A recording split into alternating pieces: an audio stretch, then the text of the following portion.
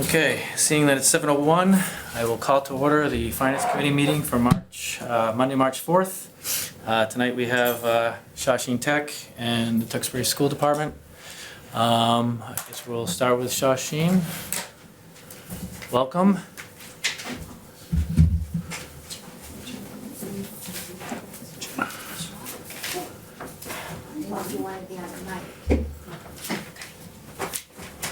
So thank you for having us. My name is Tony McIntosh. I'm the Superintendent Director. I have with me Ms. Jenna Lesko, our Business Manager, and Ms. Patty Muse, who is a member of our school committee that represents the community of Tewksbury. I believe that this was shared out with everybody ahead of time. It had been shared with Mr. Montori in the Town Manager's office. There is a lot of information in here that obviously pertains to some of our other sending communities, but we just kind of wanted to take a quick tour through, show people some of the changes. This is definitely a different format than what we brought forward last year. We want to make sure that we answer any questions and respond to any concerns that you have. The overall summary here, we're looking at a 3.75% increase. We did have some positions that we had to absorb at the conclusion of ESSER funding. We had a school adjustment counselor, a special ed instructor, and one of our paras. This budget reflects building those salaries into that. We're still at that 3.75%. We are adding another ELD, English Language Development Instructor, for next year to help address our continuing growing EL in former English learner program. And again, we talked about this last year. Our building is now 54 years old, so there are some capital requests in here around building maintenance and repairs that we don't see going away anytime soon. A table of contents, you can all peruse at your liking. We did consciously kind of revise our budget timeline this year. I'm happy to report we are on time. The Shawshene Tech School Committee approved this fully on their meeting on February 27th, so we made a point of getting that out early this year. When we look at capital budget, this was approved back at our January meeting. As you can see, our requests are down from last year, and our final assessment to our sending communities has been reduced. Again, every year, we look at what our initial requests come in at, we work through, we try to push things to future years, we try to prioritize what we need for the upcoming fiscal year. We also utilize our revolving funds, any projected surpluses that we expect from our budget, and then we get federal money from the Perkins Act. So we try to use all of that stuff to offset our requests for our sending communities. Here's a kind of a FY 24-25 comparison by department. It's probably kind of small to try to read on that screen. As you can see, this reflects the 3.75% increase, which ends up in a total operating request of $38,855,409 for the upcoming fiscal year. Enrollment. Tewksbury is one of our communities that has seen a little bit of a bump in their enrollment this year. Tewksbury is actually up 14 students over where they were FY 24. So when you see some of the community assessments, you'll notice that Tewksbury's is up, and it's in kind of direct correlation or connection with that particular number. Two-year budget comparisons by category. Again, I hope people had a chance to look through these. You can see we've made some adjustment. I mean, obviously our capital projects request is down. Our ed tech request is down due to some staff reorganization. We had some people that fell under the ed tech umbrella, and in trying to clean up our budget and be a little bit more consistent, we've actually moved those to the departments that they more directly report to or budgeted under. Again, comparison as far as total required minimum contributions, capital assessments, regional transportation aid. This is kind of a breakdown of how we calculated FY 24 and FY 25's budget requests. Required minimum contributions are up quite a bit this year. I know at a meeting that I had with the town managers, they all kind of seem to think that was a trend across communities, maybe even across the state at this point in time. So as we move forward, I know that that's impacting the communities, even though we are trying to manage our requests as much as we can. capital and operating assessments for both years. And again, it compares all 5 of our sending communities in case people want to reference what any of the other communities look like. Budget assessments by town for FY25. Total assessment for Tewksbury is $8,585,726. You can see how that all fits in. That's backing out the Chapter 78 and the transportation aid that we anticipate getting from the state. Comparisons, you can see Tewksbury is up the most out of any one of our 5 sending communities. Again, that's a reflection of the increased enrollment at Shawshene, and based on the increase in the required minimum contribution percentage that is also shifted to Shawshene.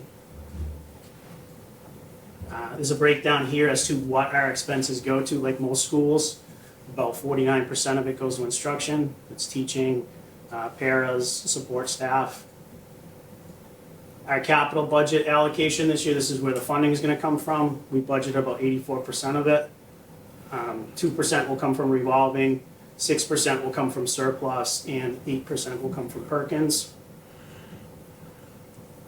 And this is just a breakdown of where those capital requests go. You can see we have an outstanding bond payment on the athletic facility that was built. That takes up almost 38% of our capital budget each year. And then maintenance is the next highest category with about 15, just over 15.25%. Salary distribution versus the number of personnel we have. Again, just as a comparison and reference for our communities. We tried to break out enrollment trends. Ms. Lesko put together this graph showing kind of where we've been over the past 10 years. We've included information about what our Chapter 70 transportation aid has looked like and what those changes have looked like, again, going back 10 years for our communities to reference and look back on. As you can see, like I believe when we were here last year, we were talking about how Tewksbury didn't get much of an increase in state aid. We don't typically get much of an increase in state aid either. So I'm sure that this is a pattern or trend that you've seen with a lot of other things in your community.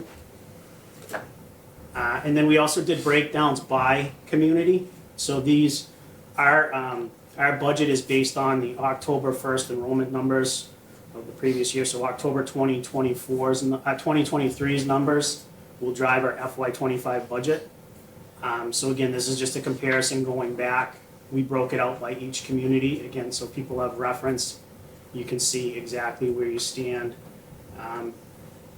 Surprising, well, I don't know if it's surprising or not, but Tewksbury is within 2 students of where it was 10 years ago. So I know there's a little up and down in the middle there, but actually seems to be pretty consistent over a period of time. We've also broken out, this is the summary sheet for our next, this year and our next 4 years for capital expenditures. We really spent quite a bit of time going through this.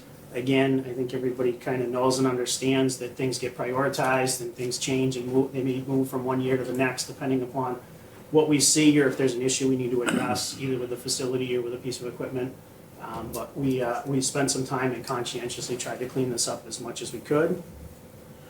The following sheets are just a breakdown. The first one's FY25, which is the current budget request year. That's a page, just over a page long. FY26. Again, we break this out by department. We put in there our best estimate of what those projected costs are going to be. That one's about a page and a half long. FY27, about a page and a half long. Excuse me, FY28 and FY29. Again, that's kind of far-reaching for us, and we really haven't spent a lot of time fine-tuning up the pieces that are there. Our operating budget starts on page 34. One thing I will point out here. We're looking at adding 2 positions. One is the ELD instructor, and the other one is another full-time maintenance position. Ms. Lesko and I have looked through the budget, and based on what we project to be a savings in overtime costs, we were thinking that we're going to be able to cover a significant portion of the other maintenance workers' salary. We only have 4 full-time maintenance staff in our building, and we really need one other person to kind of pick up some of the slack and be able to stay ahead of some of the ongoing things that we're trying to be proactive around. So those are the only 2 additions. If you go through this, you will see there's some changes. So just to point out an example, on page 35, ed tech salaries in FY '24, there was 8 FTEs, and in FY '25, there's only 5. Again, we had instructional technologists that fell under that umbrella, but were actually teaching staff. So you'll see there's a couple of places in here where the FTEs have gone down in one department, but have gone up in another department. And we're just trying to clean up, so whoever that supervisor is that budgets for that department, those salaries will then line up under that individual. So there's a couple of instances of that in here. We've also included FY '25 salary projections for next year. There's a series of pages around that, and again, depending upon what collective bargaining agreement those people are covered by, has kind of informed our projections on where they should fall. And then the last few pages of the book are the Chapter 70 numbers from the Department of Education and Secondary Education that we based all these calculations on. Ms. Lesko, is there anything you want to add to? We stayed under that. Our goal was to have a reasonable increase this year that would allow us to provide all of our services, as well as Mr. McIntosh mentioned the funding changing, so I'm sure your ESSER funds, the same thing now, where we have found ways to continue to fund these positions. So this is without relying on a lot of those grants that are drying out from COVID. So this will staff us the way we need to be staffed to enter the next year. Okay. Thank you. Questions? Okay, open it up for questions. We'll start on the left over here, Mr. Asavorian. Just a couple of questions. You had pointed out educational technologies with a shift in staffing there. I was wondering, is that the driver behind the drop in the budget number for educational technologies at 239,000? Yes, it is. There was Okay. 3 salaries that were moved out of that line item. Yeah. Because coming from higher ed myself, I know educational technology is an area that gets a lot of money as opposed to drops, so I appreciate that.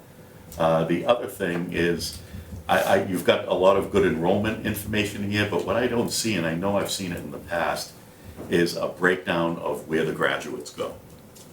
Kind of like a history of, we had so many go on to higher ed, so many do X, Y, and Z. I was wondering if you could kind of republish something like that.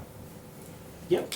I mean, obviously, it's something we can send you after the fact. Yeah, absolutely. Yep. I will absolutely make sure that information is forwarded. Thank you. All right, Mr. Cook. Yes, I just have a couple of questions that the superintendent hit on. On the 38% of the capital budget that goes out to the athletic, is that fully bonded? Yes. What's the year of the bond? How many, 20, 25? 15-year I bond. think we're on year 7 or Yeah, I 8. think 2032 it will be paid. And what was the interest rate? It was about 4% for the first 5 years, and now it's like 2.5%. The rate dropped. Through refinance or just, it was an It's just adjustable how the agreement? bond was written, just how the agreement was written. Okay, so as the federal money interest goes up or down, does the rate go up? It's a fixed bond. Yeah, it's It's a fixed fixed, bond, right? so now it will be fixed for the remainder of the bond. And how many years left? 7. Yeah, well, 7. It was 7 2032, or I 8. believe it's paid off. Okay. On the athletic, it is a nice facility. I've been over there, I've looked at it and watched a couple of games over there. It's a top-notch facility for the students and the visitors that come in to play. With regard to revenue on that side of athletics, do you charge any of the towns, the 4 towns, for use of the facility, or? We don't typically rent out the facility. It's typically used for our own. Again, we have hundreds and hundreds of students participating in sports, and what we find is by the time we've done scheduling practices for our own teams, we typically run out of space. Scheduling space. Scheduling Yeah. space, yeah. How about the other facilities, like the swimming pool and so forth, or your night schools, or how does that revenue come into the budget? Through general general budget, or does it come in for the individual programs? Those that come in as revolving funds, so the pool has its own standalone revolving fund. It pays for staffing and the courses that are run and helps offset the maintenance costs. We also do partner with some of our sending communities to use the pool as their home court, if you will, for their swim teams. And there's again, sharing agreements with them. Could you provide to this committee the financial report on those revolving funds? Yeah, you want just the pool and the night school? No, the entire school. Uh, You know, when you have electrical courses, Yeah, that all goes through the night school program. yeah, Yeah. because you say it goes into maintenance, et cetera. Well, in maintaining the pool, the pool is a little bit of a different. Yeah, obviously. In that the upkeep Yeah. and the other things that go on that. As far as the night school revolving fund is used to pay salaries for those instructors. And it just to offset the cost of running the courses. But, yeah, we can look, again, it's not something we typically prepare as part of the Yeah, budget, but and this we can pull committee, some at information. least one member would like to see that. Because there's a direction I'm going in if I stay on this committee, because of some other news that's come to us with regard to surplus funds, new school, you know. So I think, at least from my own knowledge, I'd like to get into the meat and the potatoes of all of the dollars, besides what the state is giving you through revenue funding and the so-called positions, teachers' positions. I know in the past, it was given to us that you've eliminated a couple of programs in the auto painting shop and so forth, no? We haven't eliminated the program in. Auto body? Yes, auto body's still there. Still there? Diesel got eliminated about, 12 years ago? 12, 15 years Yeah, ago. yeah, that's the last program that was eliminated though. Okay. And right now, what's the projected cost if you go to a new school? We haven't even got that far. I mean, we haven't even. Have you started the study? No, we haven't even made it past the statement of interest. Has the school building authority given you permission to move We haven't ahead? even made it past the statement of interest with the MSBA. Okay. That's very far on the horizon. Okay, and the enrollment, you say, is going up or down? We've been down the Tewksbury's enrollment went up. Our enrollment's been holding around 1,300, which is a little bit lower than typically what we've seen in the past.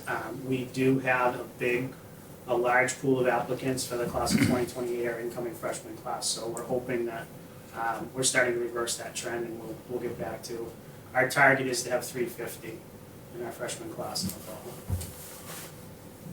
Thank you. Just one final question. School committees and superintendents are autonomous, you know, with regard to how they set their budgets up, and they're allowed to transfer from one to another to so forth. Do you have a listing through your Munis system and so forth of what your transfers have been in the last fiscal year '24? It's saying transfers between line items? Yes. Okay. I know for this current year, any transfers were just salary transfers to cover, maybe we projected low in one department and high in another, and all that was offset to net to zero for our current funding. So, other than that, there hasn't been a lot of line item movement this year. But there have been some. Just a handful for salaries, so no Okay. one was running at no department was running at a negative salaries. Okay. Thank you. I have no further, I may have other questions later on. Thank you. All right, thanks. You mentioned that this budget reflects that the COVID grants from before are kind of running out. Yes. Has your team looked into other grant alternatives, and are you having luck? Do you want to talk about the statement grants we had? So, I mean, we do get Title I and Title III and again, Perkins. We have a grants manager who is very good about paying attention to that and scouring those things. We have not seen anything that's come out that would replace staff funding. And again, I mean, they may exist, but it's not something that's come across our radar at this point. Thank you. Actually, I'm gonna jump on board with that. The ESSER money, you funded some employees, and you said you absorbed 3. How many did you have to, like, let go? We absorbed all 3. Okay, so that you had a total of Yeah. 3 and you absorbed Yeah. them all. Okay, Yeah. thank you. Rich? Yeah, what is the school's total capacity?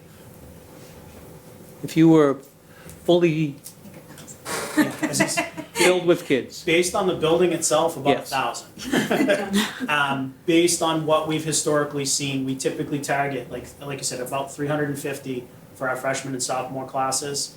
We don't typically backfill after the start of the sophomore year. So what ends up happening, I think we have about, I want to say it's 325, 327 seniors. So we typically lose about 25 kids. So you do the 700, I mean, that's about 1350, 1375 is probably about what we, again, based on our staffing, the number of classrooms we have, the availability of space in the shops, we're probably looking at 1350, 1375 is about all we can handle. Okay, and on the, when you're a senior, you go out and work, what do they call that? Co-op, Co-op. yeah. I should know, I went there. What is the percentage of seniors currently out on co-op?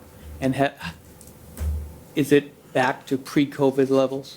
Yeah. We get 71% of our seniors out as of last week. So almost 3 out of 4 seniors are participating. Okay. And I know last year there was a lot of discussion around the pool needing work. Has that work been done, and where did that money come from? So that was part of last year's capital budget request, which again was approved by our sending communities. That work is completed. The repair's been done. It did come in a little bit under budget. I'm gonna say $25,000, maybe $30,000 under what we had budgeted for it. I know we had a meeting today. There's a few, our project manager called them punch ticket items, just some, some caulking and some trim and some other things that they wanted followed up on. But at this point, that project has been completed. The work is done, and there's just a few outstanding Okay. minor details that need to be cleaned up.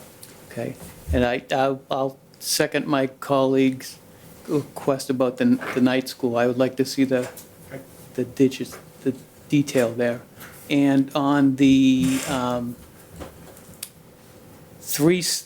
was there I can't remember what slide it was, but can you tell me how much the principal's office or your department increased for this year?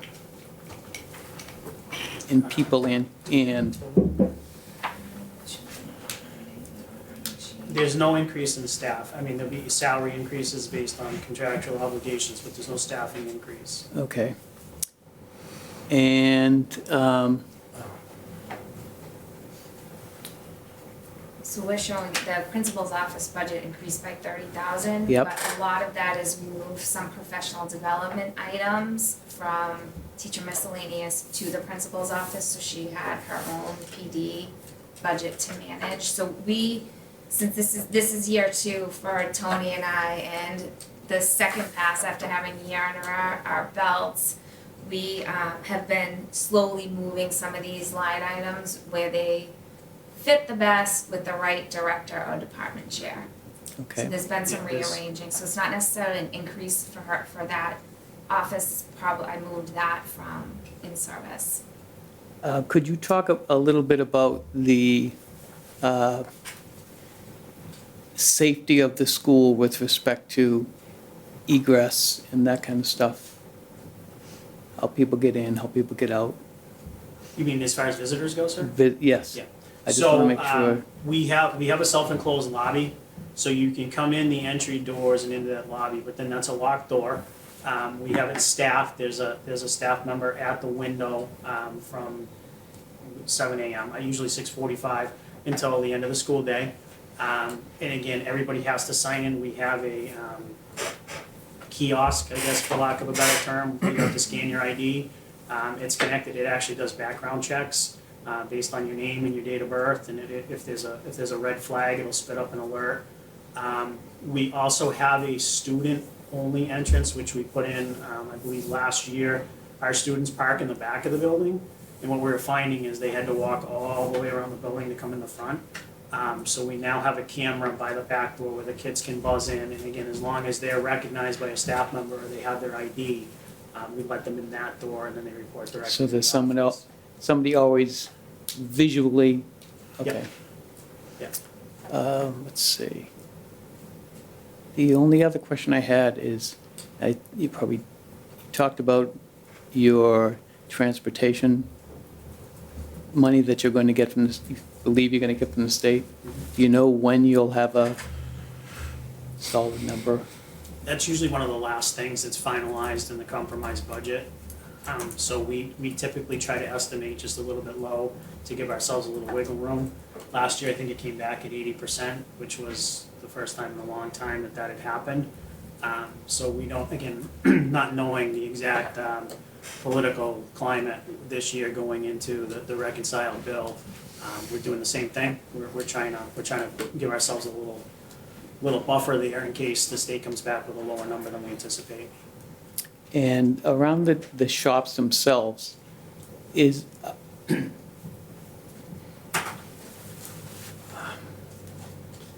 which has the smallest number of students? I would say it's probably auto collision, auto body, just based on the fact that we only have 2 staff members that are assigned to that program. I believe that's the only program in the building that we have 2 assigned to, so I'm gonna make the leap and say that that's probably the smallest enrollment that we currently have. Okay. What's the largest? I would say probably electrical, possibly plumbing, they're usually kind of 1 and 2. And automotive technologies is usually right up there. So all of those have, I believe it's 26 or 28 student capacity per year. Automotive usually fills, electrical usually fills, and plumbing usually fills. Okay. Okay, that's all I have, Mr. Chairman. Okay. You mentioned the 3 employees that you absorbed from the ESSER already. And I think you mentioned 2 other positions that were coming on for. So we're ELD, English Language Development. ELD, okay. We have 1 instructor currently. And we've gone 2 years with the 1, but what we're seeing is more kids are being identified. And then also we have more kids that are applying and being accepted as well. So we've gotten to the point where we need another Need another person one, to okay. continue that instruction. And then the other one was another maintenance position. Yeah. Okay, thank you. And the building itself, you already started the process of, whatever, application for a new building? Or no? So we've submitted what's a statement of interest is basically okay. saying, hey, we have this building, this is the condition that exists, these are the things that we want to do with it, these are the things it doesn't do. And the MSBA gets dozens, if not 100 of those every year. They will go through them, and then typically what happens is once you get selected, then the feasibility study, which again, we would potentially have to come back out to the communities to fund the feasibility study. When the feasibility study, then they come forward and they say, here are your options, this is what it's gonna cost, this is what we're gonna fund. And then again, you go back out to your sending communities again to try to get that funded and to get the debt exclusion to build the facility, so. We do, and I'll be honest, we do plan on submitting another updated statement of interest. This will be the 3rd one this year. I've talked to colleagues at other schools. Some people have done it for 14 or 15 years and have never gotten the pipeline. Other people have done it twice and got in the pipeline. I don't know that there's necessarily any rhyme or reason as to who gets accepted and why. So what kind of condition would you say the building's in at this point? The building itself is in good condition. The thing that we're running into is a lot of mechanical systems. Okay. And I think we were in Billerica talking to the select board about our stabilization fund request. And the example I used is, we have a lot of drain lines. They're all buried under the floor in the building. They're all 54 years old. Some of them are starting to collapse. So the prospect of digging up the floor and replacing the drain line is one cost. But all of the floor tile in the hallways in that building were put down with asbestos glue. So now you're talking a couple $100,000 per hallway just to remove the flooring before you can start a project. So every time we try to pursue something like that, we find out you know, the abatement process is 3, 4, 5, 6 times what it costs to actually do the repair work. The other example I used, the main switchgear for that building is the original one from 1970. The company that made it has been out of business, I think, 35 years, so if we ever have a problem with the switchgear, we're gonna have a big problem. So again, just trying to anticipate those things. Yeah. They're not easy to do as capital requests, and, you know, and they're starting to pile up. Yeah. Are you finding your maintenance costs are going up each year because of the age of the building? Again, we try to budget, and Yeah. in this current one, we're trying to budget to replace some of the rooftop, you know, a rooftop or two every year. Yeah. One of the things that was in our capital request this year is the main air exchanger for the culinary area in our kitchen, is on borrowed time, for lack of a better term. We've been given a preliminary figure of $150,000 to replace that unit, which is in our budget request. We have 12 more just like it, that are all the same age. Now, again, they're all in different states of repair, disrepair, however you wanna look at it. But I mean, that's a significant cost. Okay, does anybody have any other questions? Just a comment, Mr. Chair. Being the eldest, the longest member on this committee, I was around before the Shawshene Tech School was built. But then again, I'd like to applaud at least the administration, previous superintendent and so forth. One thing you got going for you is the maintenance that you have put into the school with regard to windows. You just got through, within the last 5 years, window replacement, 6 years. You've had a major HVAC rooftop upgrades. So you've done some things that will gain you some points with the school building authority. I'm not so sure, and this is the end of my statement, what I just read on Whittier Tech for a $476 million school. If that thing gets going, the bonding on the state level from the school building authority is going to really get crunched. And with the state revenue situation that it's in for at least from the foreseeable future, I think they're going to be, this is negative, but I think they're going to be a little stingy when it comes to technical high schools, because they all pretty much organized around the same time. So all of these schools have the same issues that Shawshene Tech. But I will say Shawshene Tech has done a good job on the maintenance side of things and trying to keep things running. And I can sympathize with you with regard to the culinary. The one other question I have was with regard to what Rich brought up, is where does health sciences stand on attendance of students? Because I was surprised, I know electrical is $76 an hour now for an electrician, and another $60 now for a plumber. I can see those kind of courses moving ahead. But where do you stand with health and sciences? Are you expanding that program? Or? So that was actually part of a big expansion about 12 years ago. They're well subscribed as well. Again, it just, you know, when he asked for the top, I mean, he asked for the top one, I gave him kind of the top three. We have health assisting, which again, and again, this is my simplified explanation of that. That's more like long-term care, you know, nursing homes, skilled health facilities, rehab Right. centers. We have medical assisting, which is more the short term. You know, you go to the doctor's office, you have a test done, they do an EKG, they do a scan, whatever it is. We also have dental. And there's very strong demand for all three of those programs.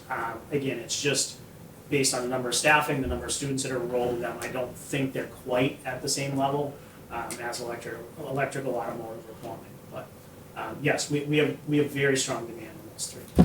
Yep. I'm just going to leave you with one food of thought. When you apply for the study, I'm going to recommend to you, at least to the committee, the school committee representative, that you apply for renovation rather than a complete build-out.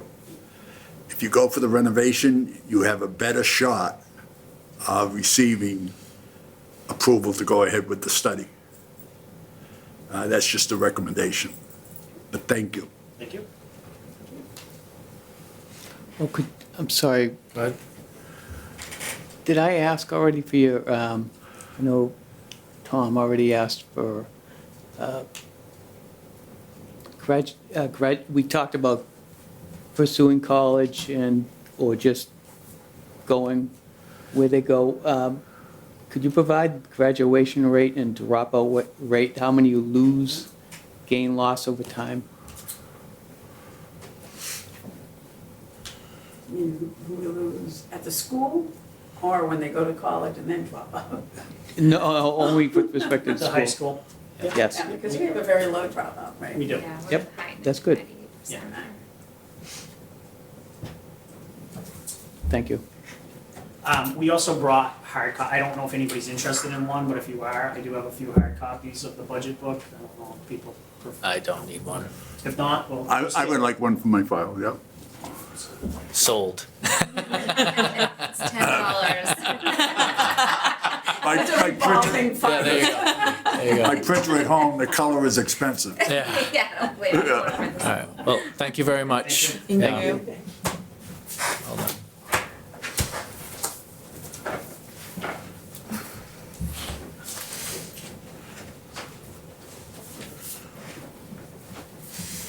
Mr. Libby, welcome.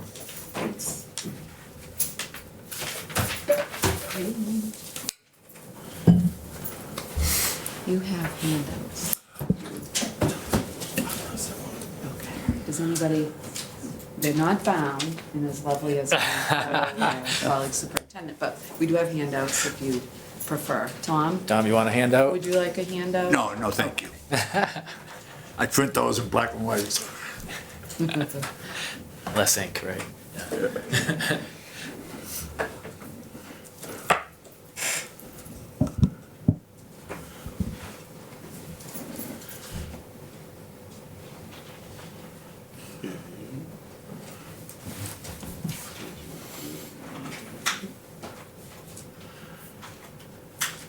Mr. Chairman, well, he's hooking up. Can I just ask one more question of the superintendent?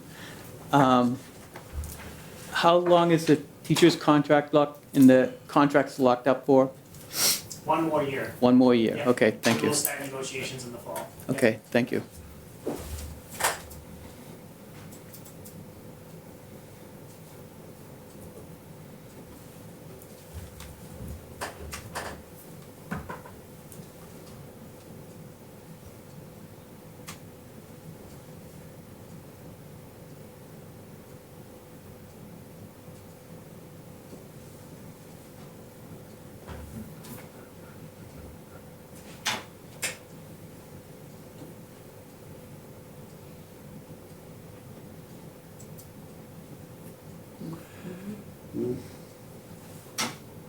Oh, it worked. I saw it there earlier.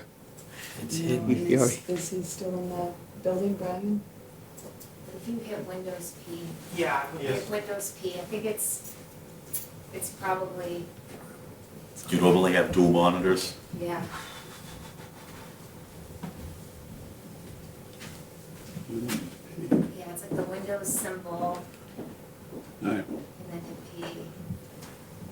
Make sure you hit mirror versus, it's coming up on your screen right now, hit mirror versus extend. Oh, there it is. So you wanna hit mirror on that right hand menu right there. No. Duplicate, go to duplicate. Hit that guy right now. See the touch screen? No, it's not. Did you hit duplicate? You should. Okay. There we go. That's another saying. Thank you. He fixed it.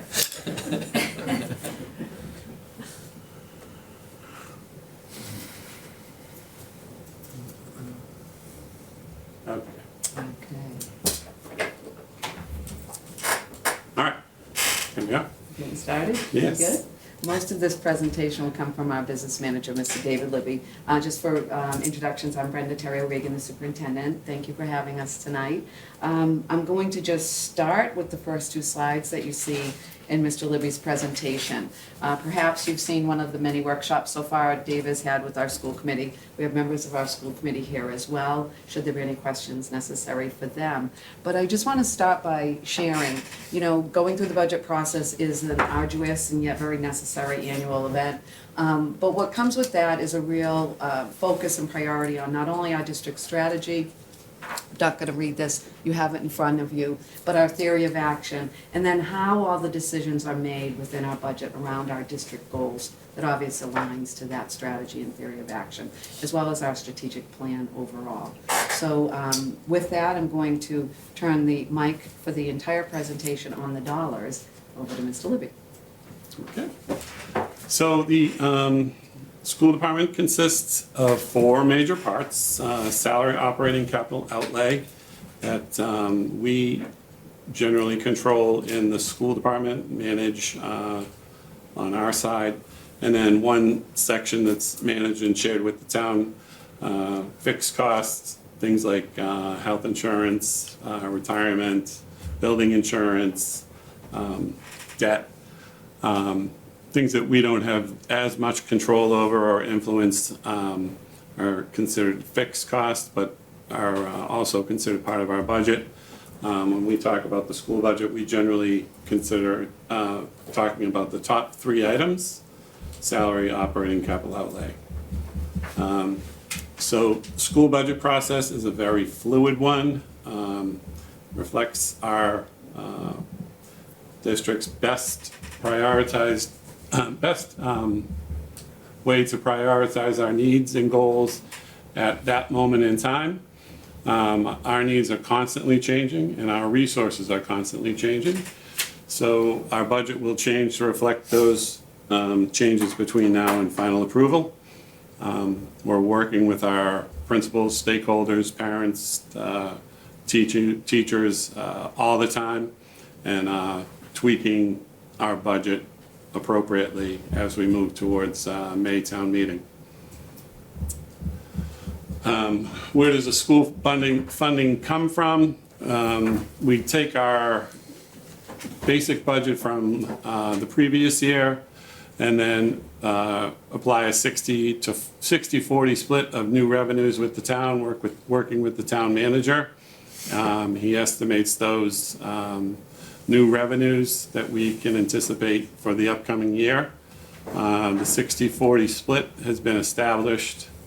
Basically, historically, school expenses have run right around 60% of our budget of the town, and the town expenses have run around 40%. So the 60-40 split has been established for new revenues coming in year over year. So just as an example of the fluidness of our process, since our initial budget presentation in January, we received the actual Shawshing Tech budget figures from our friends here, and our estimate was a bit low. So the actual budget came in about $86,000 higher than we had anticipated. So we split that cost with the town, made some adjustments to our budget in our operating area, in some areas that we thought we could supplement with either revolving funds, or we saw some potential savings in some small operating account areas to reduce our budget by $51,000 to get to the number that we needed to. So challenges faced in formulating this FY25 budget. The largest one we're dealing with, not having collective bargaining agreements in place. Normally we know what the salary increase is going to be year over year. Not knowing that this year is very challenging. Majority of our budget is in salary, so not knowing what a projected percentage increase is going to be makes us have to plan for many contingencies and different methods of meeting what those anticipated agreements are going to look like. Other challenges, using prior year's actuals to determine needs for our budget priorities. We only have 6 months of FY '23 data with the new center school building structure. So typically we have many years of historical data to look at for things like utilities and the impact on transportation in our operating area, and we didn't have that this year. But we feel we're in okay shape as far as our operating side of things go there. And our schools are still feeling the effect of COVID-19, with our students still recovering from learning loss, and we want to make sure we have resources in place to appropriately deal with those students and their needs. Use of ESSER grants ends in September of '24. That's similar to the Shawshene Tech dilemma, balancing the use of those ESSER funds by the deadline with the ability to support the needs if they're recurring. We found some of those positions we wanted to keep in the budget. We found them valuable resources to support the needs of students. So trying to find a way to get those into our budget on a go forward basis. And we're dealing with the preschool restructure. With the new school structure in town, we're trying to balance the PK population opportunities between the Dewing and the Heathbrook schools, where we offered most of the PK opportunities at the Dewing in the past. We're trying to now balance those between both schools so that students can attend their neighborhood school rather than travel across town. So our areas of focus, collective bargaining is a big one. Assessing personnel opportunities based on our currently declining enrollment, mainly at our upper grade levels. Trying to figure out if there's some opportunities there to reassign some positions to our lower grade levels where we have some needs with students there. Like I said, assessing those grant-funded personnel and try to move them into our budget where we thought that was appropriate. Operationally, we're always searching for opportunities in transportation, utilities, technology, supplies, and maintenance to keep ahead of rising cost trends there. We're unfortunately faced with these unknowns in salaries. We've level funded the operational budget this year, knowing that that's almost like a loss to operations with rising costs, but we feel we have some ways to deal with some of those hurdles in the operation area. In the technology area, communications, we're looking to improve and consolidate systems, finding many of our programs and opportunities that we used to have to pay for are now available in online versions at a much reduced cost rather than owning the software. Continued SmartBoard to ClearTouch conversion district-wide, taking advantage of the E-rate program. We've done some substantial wiring projects using the E-rate discount around our schools in the district, and we want to continue to take advantage of that discount program that's offered to improve communications in our schools. And printing solutions, our major copier contract is expiring this year. We're exploring our options there to look for some potential savings with our copier and printing needs. Building improvements, we're looking at the needs specifically of the Heathbrook and the Dewing schools, our oldest schools, to try to get through at least 6 to 10 years to see, and then explore the potential of a statement of interest to see if the town wants to support building of another school.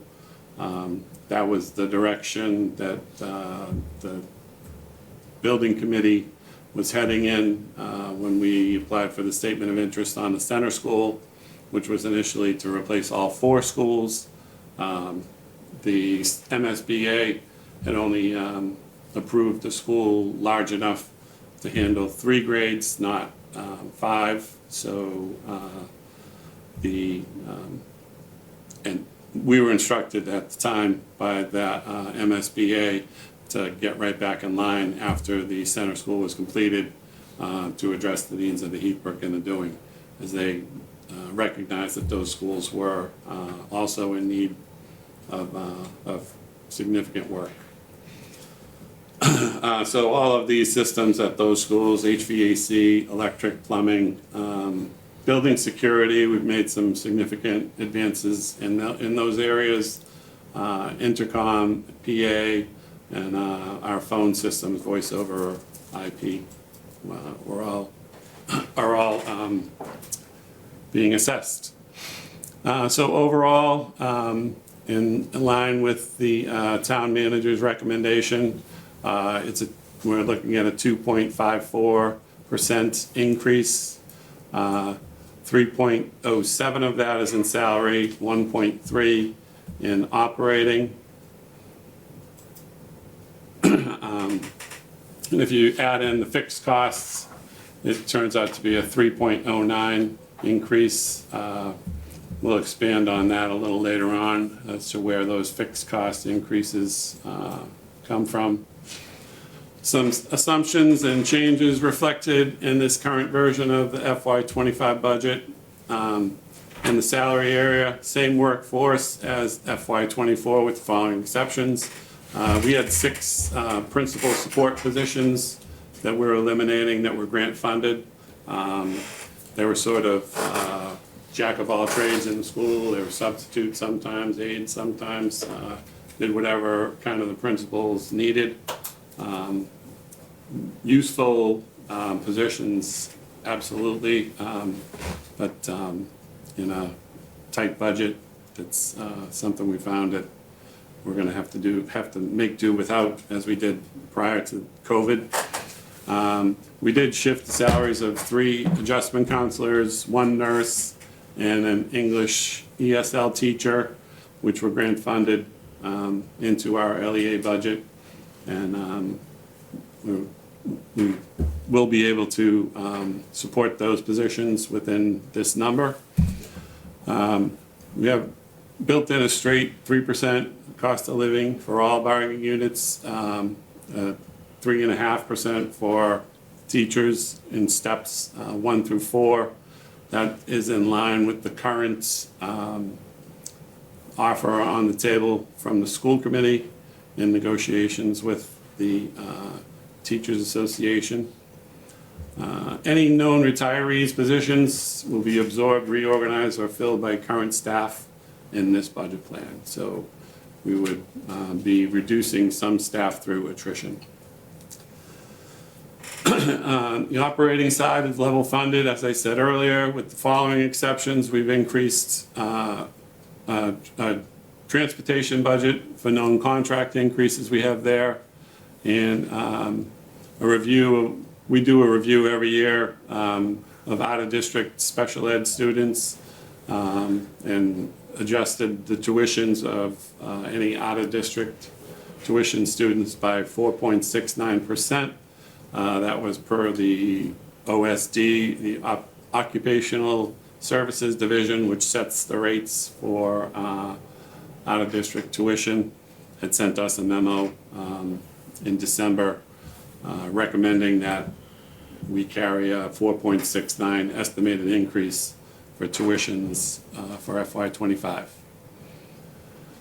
In capital outlay, we're reserving all FY capital outlay money at this time for a Heathbrook renovation project. Currently in the design phase, we're hoping to go out to bid this week. It's a renovation of 5 classrooms that were initially impacted during a flood we had over the summer. It's going to include new HVAC system, a new suspended ceiling, replace a we call them the greenhouse walls. They're like a plexiglass wall structure that has been constantly leaking, very energy inefficient, and need a replacement for years. We've been trying to find a good solution for that. And this flood and subsequent insurance work that has been completed at the school on the flooring has kind of led itself to us looking at a more extensive renovation in that area. And we want to get that area completed over the summer in a more complete way than just replacing the floor that was going to be done with the insurance dollars. So, in fact, I just got the email today with the drawings for the Heathbrook proposal. So that will be going out to bid hopefully before the end of this week, and we'll have some numbers on what the estimated cost will be on that project. So salary represents little over 70% of the school budget. Kind of break it down here into the different groups of employees we have by number of bodies and the dollar amount. Teachers, of course, represent about 70% of that 70%, and that's understandable. That's where we want to be spending our money. Teachers are where the rubber hits the road with what we do in the school department. Operating, just categorized our operating accounts into sort of buckets here: maintenance, professional development, some special ed services.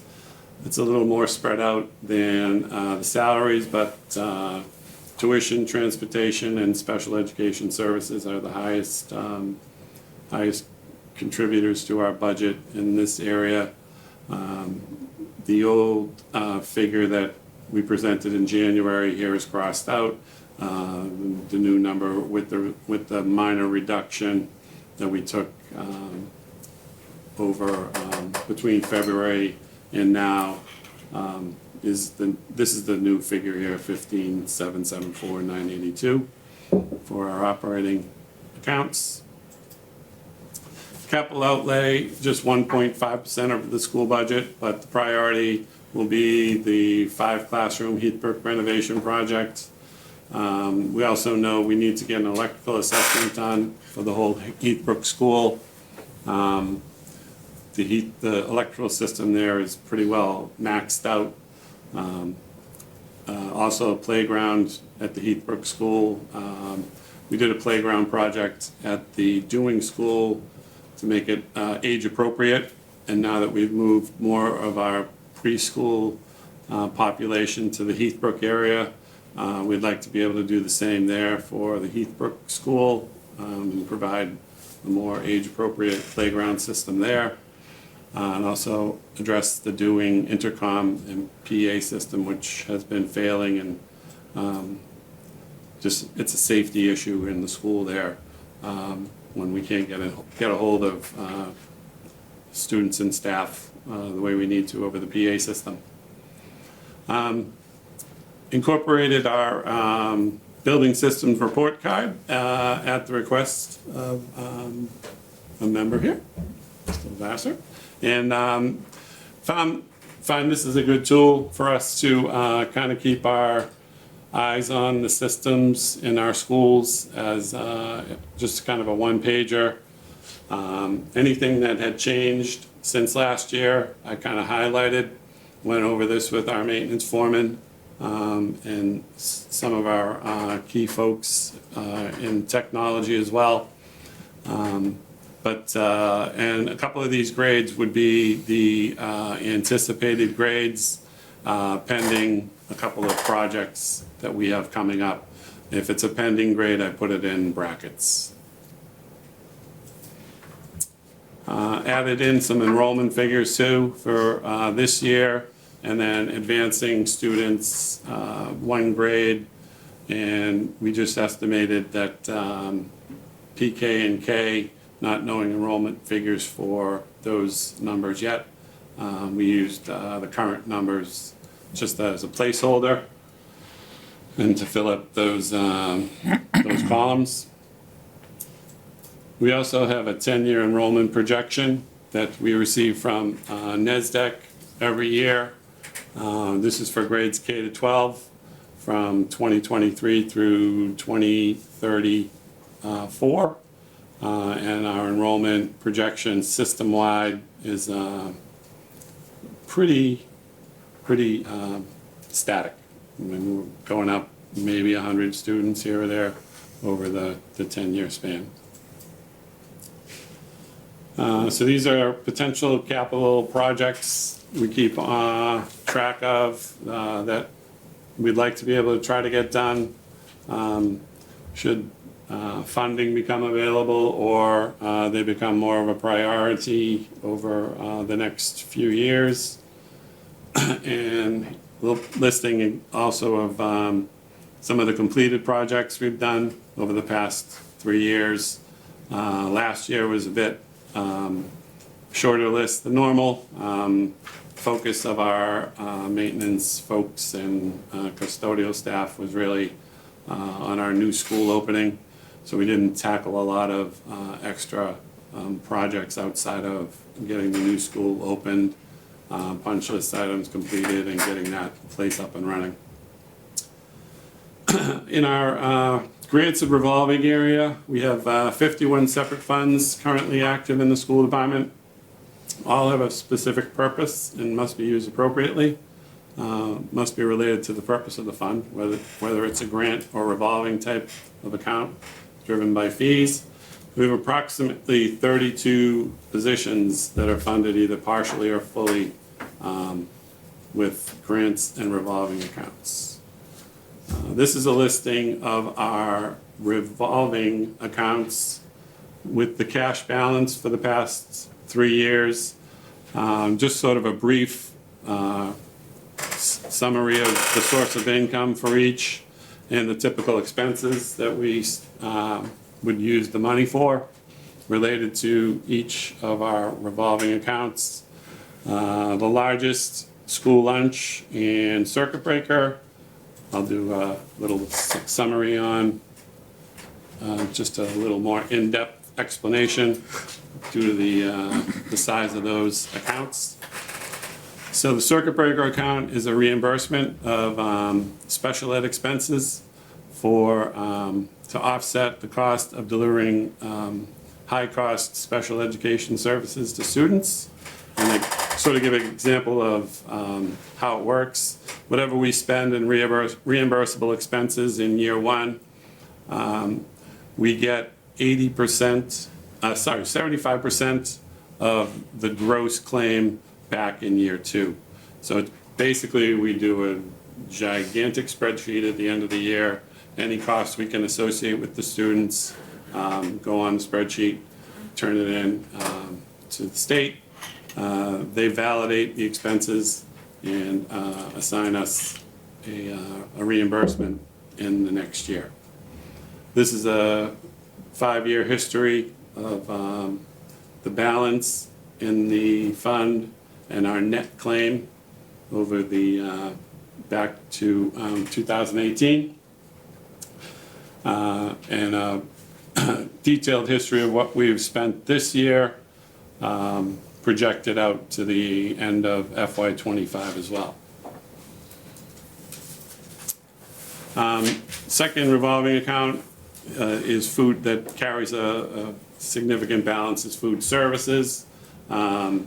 We found the universal free breakfast and lunch programs had a huge impact, increasing participation, which has led to increased revenues for the food services department. That group has been completely self-sustaining over the past, since its inception, basically. We are considering adding the food services health insurance to their budget as well. Right now, it's funded through the town. There are some restrictions to doing that. We need to fund all federal programs, health insurance that way. So we have some grants that we would need to impact. So we're weighing those options, but it's certainly something that we're investigating right now with the town manager as well. So here's a summary of the grant funding that we have available during FY24. We don't know yet what our grant funding will be in FY25, but we do know our entitlement grants, which are grants we get every year, will be generally the same, with the exception of our Title I grant, which is a grant for, it's earmarked for student reading support. We received a warning letter that our grant is about $375,000 this year, and it's going to be reduced by about $183,000 next year going into FY25. The number is driven by the number of students living at or below the poverty level from FY22. There's a lag in the data. So it's Tewksbury's been around the cutoff, slightly above, slightly below, since I've been in this job. And it's sometimes we bump down, sometimes we come back up. So unfortunately, next year is a hit for us on that grant. So we've made adjustments to how we're going to run that program next year to account for that anticipated decrease. So this is what our budget would look like if town meeting were tomorrow. With the fixed costs sort of expanded, we have a fairly high increase in our health insurance area, as well as Medicare. We see a pretty significant increase there. But we do have some reductions in our debt payments, which are naturally declining over time. Those are debts on our high school building project and our center school building project. So next steps, we'll continue our process. We always are talking to our principals, talking to our stakeholders, talking to our department heads on what their needs are, refining and reflecting those needs in our budget. And often those show movement between line items or between smaller line items within our budget. But we feel comfortable that we'll be able to operate within the 75,203,061 that's currently recommended. Our more detailed view of the budget is available online at our website on the business office, at the account level view and a summary by cost center, as well as summary by DESI function code and sort of an explanation of what those DESI codes represent. And I think we've sent those out to you guys as well in an email version. So that's pretty much it. Excellent. Any questions you have? sure there are. I'm sure there are. Yes. I'll start on the right this Go time. for that side. You want me to start over the left? All right. Oh, he's deferring. Okay, we'll go Mr. Adams. No problem. I always come at it from more of a technology aspect, how we're including that in learning. AI is big now. How are we introducing that, even at the very, I mean, a kid at home who's in kindergarten can probably go on and type into ChatGPT. Have we started talking about how we're going to introduce that up the line? The answer is yes. And it's exponentially faster than our talk and our discussion with our staff, but we do have some early adopters deciding how and when the use is appropriate, whether it's in teaching and in learning. But, you know, there's a lot for us to learn on that topic, David. Exactly, because it's a double-edged sword. It It is. can be a very dangerous thing to teach, but we can't not teach something. I'll give you one example. So, Photomath, it's a great AI tool to show how a problem is solved, and it walks through. So while the answer is there, it's a great visual and tool for a student now, try this on your own, okay? Are people worried about things like, you know, total plagiarism? Yes. But again, working with those teachers of writing, whether they're ELA or any other, how does that present a draft that students can work from? So we're trying to leverage the learning without it, you know, just taking over. So we see, I mean, I think we've just yet to scratch the surface. Thank you. And it's Very just- exciting, but It's very even new alarming. and growing in the Yeah. higher education space. We're trying to decide what's the right way to introduce it into classrooms. And I just wanted to make sure, and of course, you guys would be thinking of it, which is great. Makes me feel back in the day when we were teaching them how to search things on the internet. Yep. You know, we're at a different level then again. Any other technology enablers that we're looking at within the classroom? Just really our, getting our, every classroom outfitted with the same level of technology, I think, is kind of the focus right now.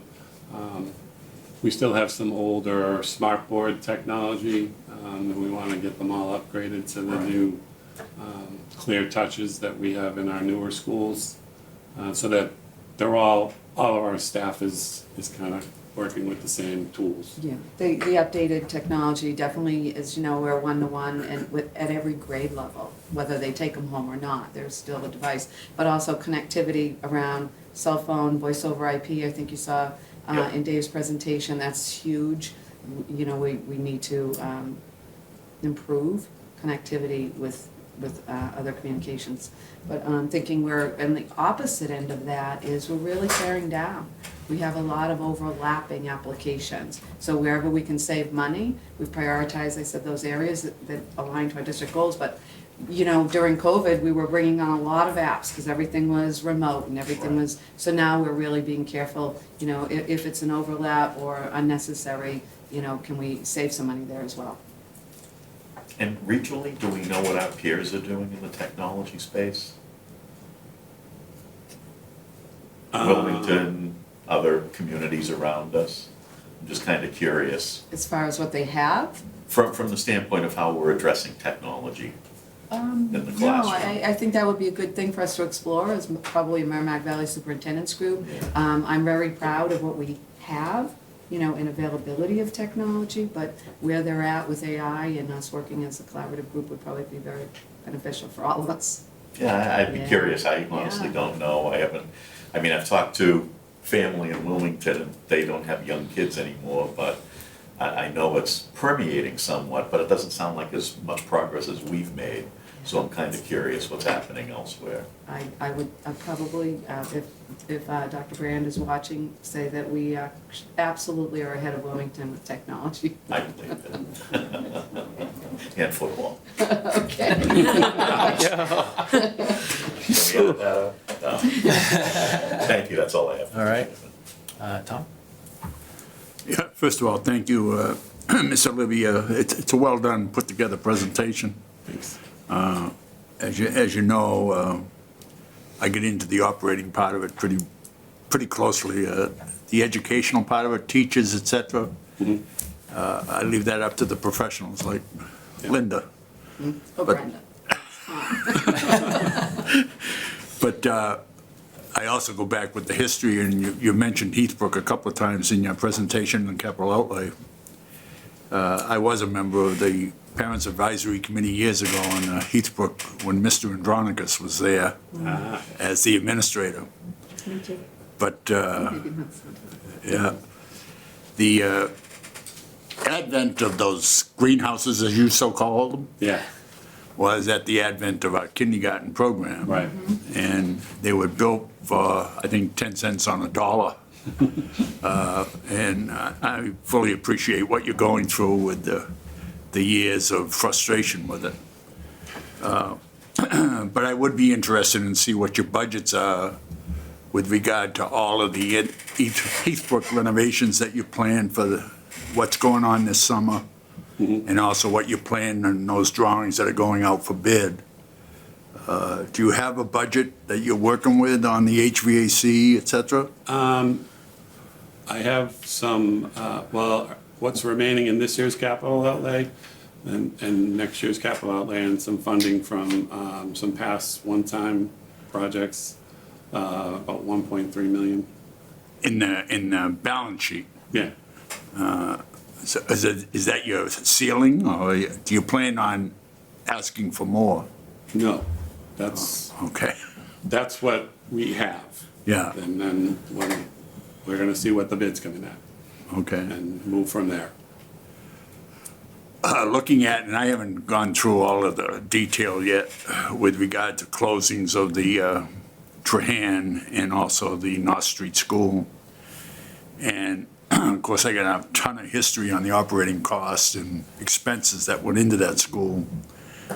And with the 179,000 square foot addition of the center school now picking up 4 grades, trying to do the comparisons of costs. And this is just my area of expertise, is cost per square foot for utility, electricities, et cetera. The building officials, what they call BOMA. I don't know if you've heard of it. BOMA gets into a lot of statistical data, whether it be an office building, hospital, school, et cetera, cost per square foot. So I'll probably be deferring some questions with regard to the comparison that I'm doing, with the 2 schools coming offline and the new center school going online. And I know we've only been in there since January of 23. Yeah. And I'm also looking at the bond that we just paid off in fiscal year '23 on the Wynn School, which had a bonding level of 20 years, 25 years. That bond is now completely paid for with all the renovations we did at the Wynn School. Yeah.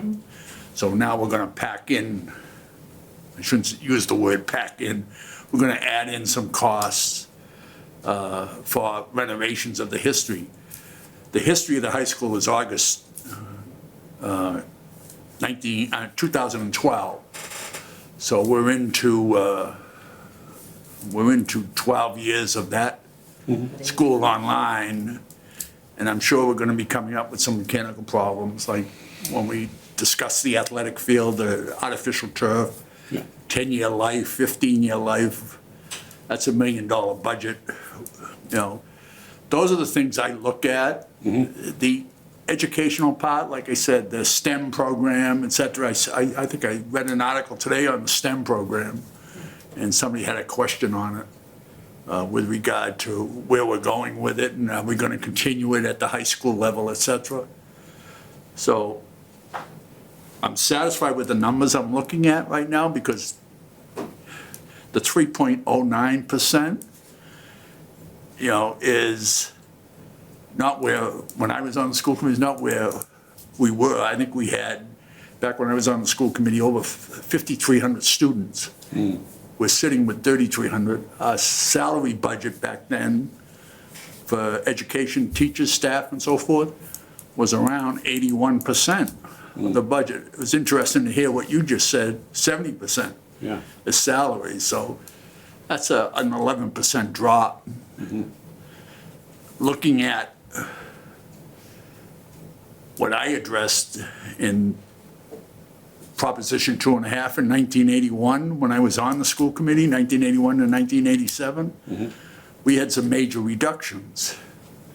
I think we were sitting at 281 staff. Where are we sitting right now with staff on, I don't like to use the word body, employee count in the school? Where is our staffing level now? All employees? Total, yeah. Total employees, we're around 450. All, 450? yeah, teachers, aides, secretaries, Janitors, et administration, cetera. custodian, the whole, Okay, so, those are some of the numbers I can equate to with past years and so forth. Yeah. And what this town has so graciously and supported the school committee's budget, yeah. which it is their budget, they vote it and so forth. But, and bring it to the town meeting.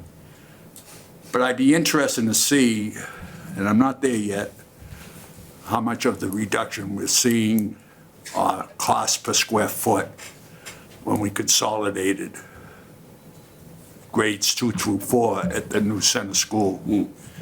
I know we have some added costs there and so forth, but the air conditioning, et cetera, is gonna add in a lot. But I want to, through you, Mr. Chairman, I'd like to thank at least the school department, Mr. Libby, with regard to how we put the budget together. It's a lot different than when I saw it as a school committee member. You get a little bit more detail. And of course, John Ryan did a good job too. But thank you. Good. I'm good. Debbie? I thought the materials were great. I understood everything. None of the changes surprised me, and I have no questions. Excellent. Rich? I have a couple. Circuit breaker reimbursement, has it always been 75%? Yes, it's not always funded at 75%, but the program is slated to be at 75%. Sometimes that gets, is a victim of a mid-year Course correction, okay. Excuse me, because I don't speak DESI, I don't speak that language. You guys speak it fluently, I'm English only. How many ESSER positions did we have, and how many are we absorbing? How many are we keeping? And how many are we, and on the other side of the coin, how many are we losing? We're losing, we didn't want to fund a lot of positions with ESSER money because we knew it was running out. That was kind of way we were approaching it. But we did know we needed some help in certain areas. And once we found we got some of those positions, the schools are telling us that they're too valuable to lose. So we did absorb a couple last year into our budget. So I would say the 6 that we're losing this year, and the 5 we're taking in, I would say that we had 13 positions overall. 7 we've rolled into the budget over the course of 2 years, and 6 we've eliminated. Okay. I think last year for example, some of those positions were school adjustment counselors, and 2 of them were rolled into the LEA last year, as well as our nurses that we needed. At ESL, English as a second language teachers, we are seeing an increase of need because of our population. But the 6, as Mr. Libby's talking about, there were 7. They were at the time called COVID support personnel, so they did subbing on a day-to-day basis. They stepped in any area a principal needed, with COVID not being the forefront. But recovery, student learning recovery, we left them in the budget one more year, 6 of them, one per school. So they will, that position will be the one that will go away. We just don't have the grant dollars, but we, as he said, prioritize the teaching and counseling and support roles by putting them into the budget last year and again this year. And you said, you mentioned school adjustment counselor. Could you explain that term? Sure.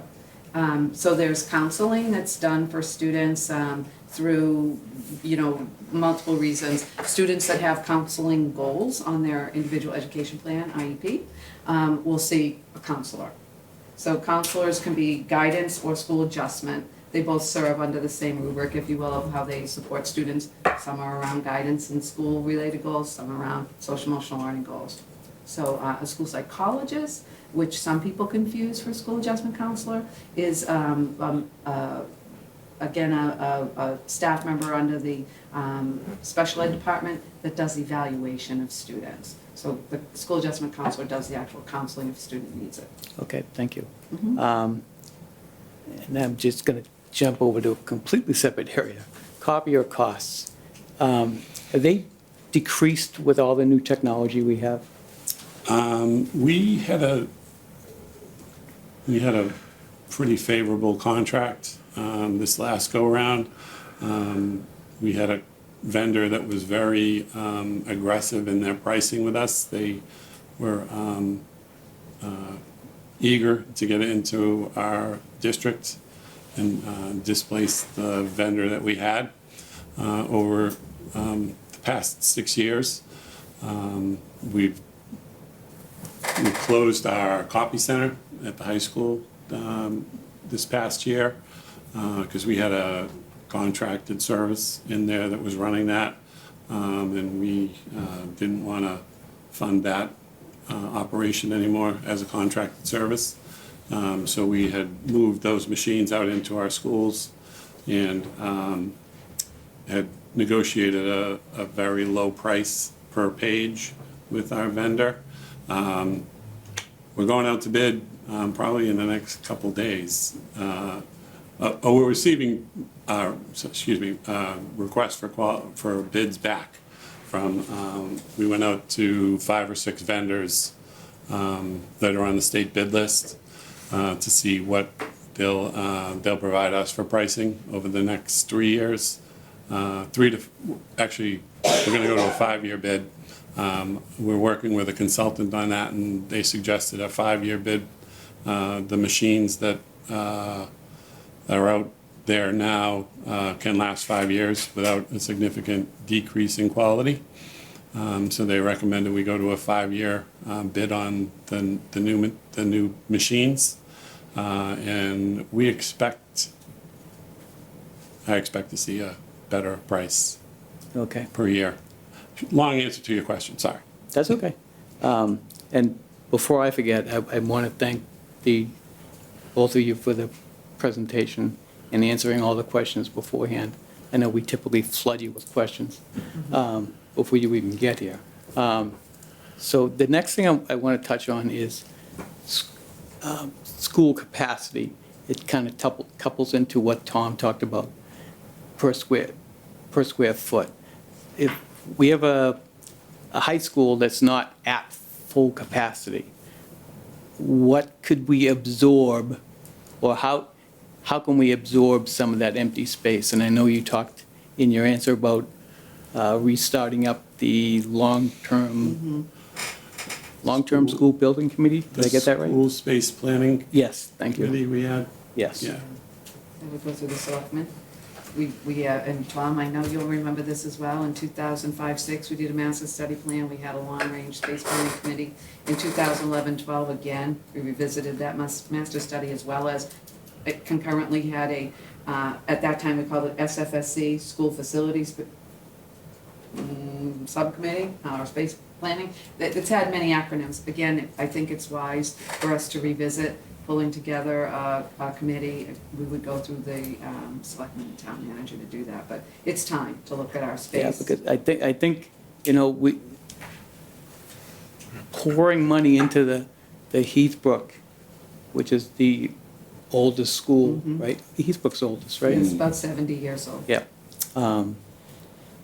If we could do something else rather than pour money into that,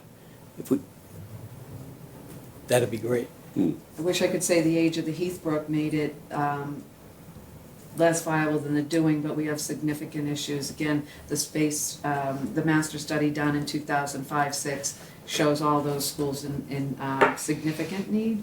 And we have some big issues that they're doing as well.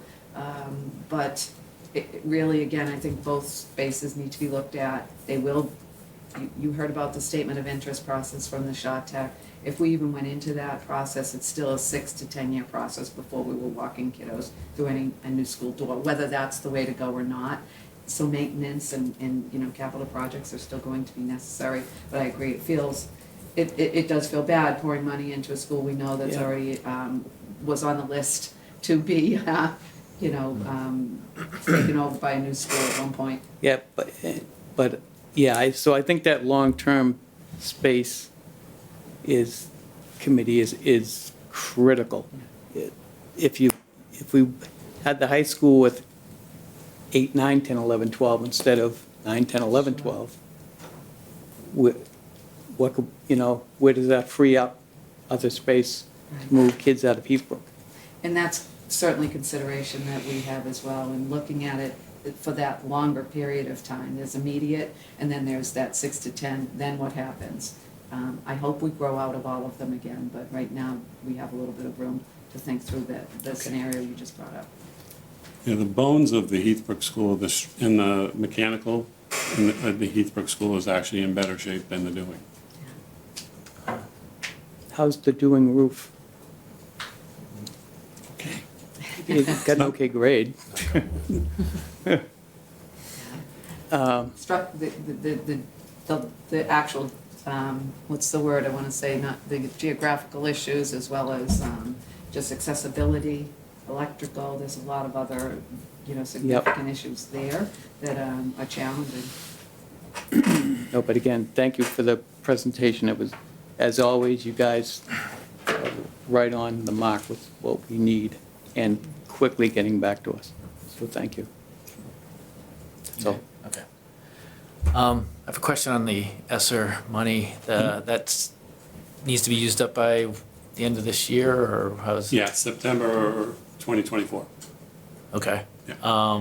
And is that just funding the support positions, or is there more, or what's the, what are you planning to spend the rest of the money on, I guess, is my question. No, a big portion of that is, was the budget for the HVAC projects in the schools. We Oh, wrote okay. that into so we wrote the design work into ESSER 2, and then the actual construction cost into ESSER 3. So it's ESSER 3 that's expiring in September of '24. We got the design work done on ESSER 2, using ESSER 2 money that expired in September of '23. So we budgeted $1 million for the HVAC work at the Ryan and the Wynn. We're doing an amendment to add another $300,000 that we had available in ESSER funds to that project, because our bids came in higher than we expected. Okay. And could you use that on some of the Heathbrook stuff that you were doing, or no? No, we need it for, The other stuff? Okay, so The it's other, already yeah. earmarked. yeah. It wasn't, there were certainly parameters, wasn't only for building improvement, but that ventilation, heating Yeah. and air conditioning, that was really, an area we could use the money for based on the requirements of the grant, and we need that. And the ESSER capital approval process is very extensive. So to get it changed at this point would be, we'd risk not having the approvals to in use it. time to get the projects done. Yep. Okay, the Title I grant, you said they gave you the warning, Yeah. being reduced. Can you remind me what that funds? So it funds reading improvement programs in schools that Title I eligible, so. Poverty line Correct. situation. Percentage. Right, so they, the state looks at our student data, and it varies year to year. Some years, the Dewing's a Title I school, some years the center school is a Title I school, so we have to use those dollars towards supporting students in those schools. Ah, okay. And run the Title I program to support the student needs. Mainly reading. I think we can do some other subject areas, but we find reading support is the main use of the Title I money. So do you have any sort of plan to make up the difference, or like how? Yes. Or you, Yeah, we've already discussed this with our Title I coordinators on how we're gonna, we've tweaked we don't fund the entire salary of our Title I reading specialists. We've kind of tweaked the percentages to bring some of that money back into our budget. And then we were also allowed to carry over money from one year to the next. So knowing now that we're facing a reduction next year, we're kind of planning, trying to reduce as much cost as we can this year so we can spend it in year 2. We're allowed to spend most of our entitlement grants over 2 years. So we're trying to kind of bank what we can this year and use it in year 2 for materials and things like that. The salary is what it is. We're kind of committed to those numbers, but some professional development or materials and things like that, we can probably put those off and use that money next year. okay. I would say that's been a big hit too to our ESSA funding, because professional development has been a big piece of what we were allowed to use that money for. It's been nice to have it when we needed it, but I would also go back to that entitlement grant piece. We seem to just hover over that line every 2 to 3 years. We're either doubling what we have or cutting it in half. So we've been down this road. That's why we don't put all of those positions in there. We try to keep it into PD and materials that we need. But we feel really good that we can handle putting the interventionists and pieces of that Title I grant into our regular funding, and then work through the next year, trying to use it only for the resources and things like that. Okay. Thank you. And I'd also like to thank you for the presentation. It was really well done. A lot of detail. Anybody have any other questions? No. Let them off the hook. All right, thank you very much. Yeah. Thanks. Thank you. Right.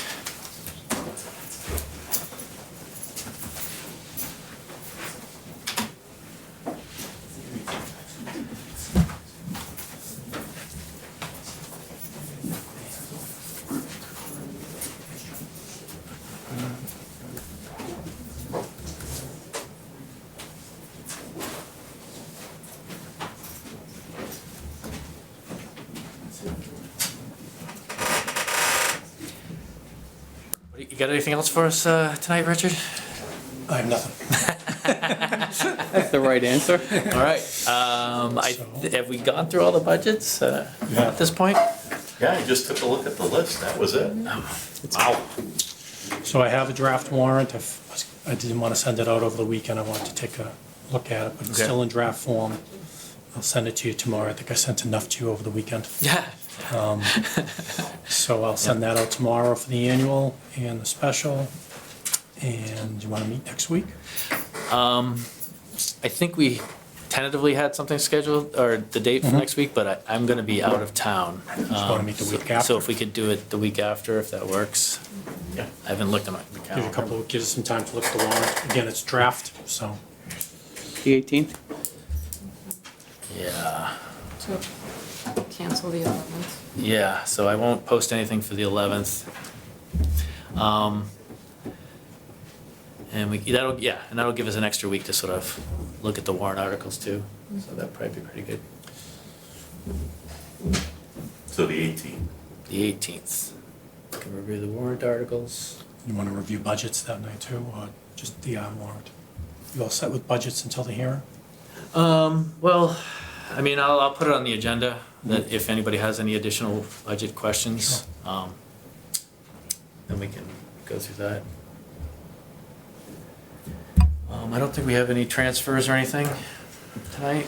Do we have any committee reports? I keep putting that on the agenda, but we don't really have much lately. Committee meetings Hmm? that people go to. Have there been any? I Have don't been know. meetings? Tom, is the school building committee Still- still happening, or no? Still doing the audit, I think, aren't they? Yeah, but the committee hasn't meeting. The committee has a meeting? Maybe I'll Has the take that off there. MSBA been in? They haven't done anything, any audit yet. They haven't done anything at all?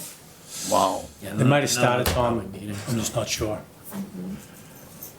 Will think that delay payments? Since I've been on. No, I think they've just finalized some other Their paper. reimbursement, Used to be more regular. I don't know what the Yeah, it's timeframe been is. happening. because they usually hold a chunk of money at the end, and we bonded that in equal payments, right? Through No, we still have one more borrowing to do. we have one more borrowing, was it 67 million, right? Around 67. 60, 60? 60, yes. 60, So whatever we owe, on the Yeah. retainage and everything, the whatever. addeds. whatever we owe after they give us our final reimbursement, we'll have to borrow. Yeah, and how is Harry doing? I mean, are they providing us the information that, Yeah, they are. See, yeah, you know, they're not there full-time like they were before, but Peter's Yeah. been responsive. 'cause I noticed some of the questions that Richard asked and went on the audit for the center school, you know, the open-ended things that are still up in the air. There's some issues air that we still, conditioning, yeah, the heating. HVAC is still an issue and some other punch list items, but, you know. And how about access to the water heater? Have they straightened that out? They did straighten that out, yeah. Good. All right, that's, All right, the school committee, I mean, the building sorry. committee hasn't met since last July of '23. That was, I think, our last meeting, so, okay, you know. good enough. I didn't see any recording secretary timesheets. We do have one meeting minute to get through. Well, it needs to be updated, right? Well, I think it was just like a Scribner's Yeah, wrong date. She already updated Yeah, it. Does everything else look fine? yeah, exactly. Move to adopt February 12th meeting minutes. Motion Second. and a second, all in favor? Aye. Any opposed? Chair votes aye. Okay, approve those. Next meeting will be in 2 weeks. Anything else? Move to adjourn. Second. Motion and a second, all in All right. favor? Aye. Any opposed? Chair votes aye, we're adjourned. Thank you.